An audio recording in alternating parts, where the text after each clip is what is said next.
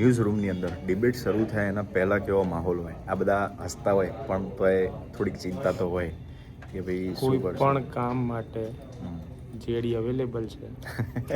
કોઈ તો આવી ન્યૂઝ રિલેટેડ કામ એટલે ન્યૂઝ રિલેટેડ કામ માટે અમે બધું સેટ કરીએ છીએ સાથે ઊભા રહીને.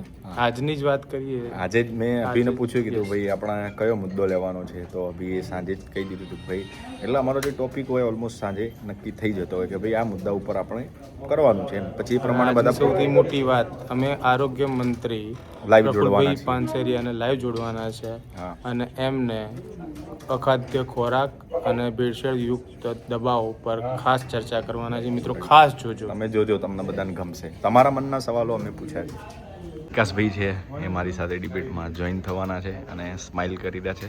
આવી જાઓ વિકાસભાઈ. એમ થઈ ગયો છે સ્ટુડિયોમાં એન્ટર થવાનો. ઓકે, વિકાસભાઈ આવી ગયા છે અને જુઓ ભાવિકાબેનનું બુલેટિન અત્યારે પત્યું છે. અબ હમારી બારી હે મુદ્દાની વાત. વિકાસભાઈ પણ રેડી થઈને આવી ગયા છે. એ પણ સવાલો કરવાના છે આરોગ્ય મંત્રીના. અમે પણ પૂછીશું. ચલો આવજો, કુમારનું ધ્યાન રાખજો. પતી ગઈ ડિબેટ, આપણે ખોટી રિમૂવ કરી દીધી છે અને હવે બધાના અહીંયા પોતપોતાના ડ્રોવર હોય છે, ત્યાં બધાના કપડાં મૂકવાના હોય છે.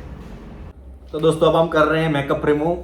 દરેક ન્યૂઝ એન્કરને ગમે કે ન ગમે, દરેક ન્યૂઝ ચેનલની અંદર તપસ્વી સર રૂકીએ ને આવીએ, મેકઅપ ફરજિયાત કરવાનો હોય છે. કારણ કે સ્ટુડિયોની અંદર બહુ બધી હેવી લાઇટ્સ હોય જે તમે કન્ટિન્યુઅસલી સ્ટુડિયોની અંદર તમે ઊભા હોય એટલે તમારી સ્કિનને એ ડેમેજ કરી શકે છે. એટલા માટે કમ્પલસરી ગમે કે ન ગમે તમારે કરવાનો જ હોય છે, કોઈ પણ ન્યૂઝ ચેનલ હોય. રેડી? તો અમારી ડિબેટ હવે પૂરી થઈ ગઈ છે અને હવે મારે કોઈ ન્યૂઝ બાકી एंकर को ये मौका दिया जाता तो बाकी टीम को भी मौका देना चाहिए. आप देखो ना, आप आइए ना, आगे और पीछे वाले रोज आ जाइए, आपको भी मेकअप कर देंगे, निकलवा देंगे, रिमूव कर देंगे. और क्या, संडे भी આવી ગયા છે અમારી રાહ જોઈને, કંઈ જમવા જવાનું પ્લાન કરી રહ્યા છે. ચલો દોસ્તો મળીએ.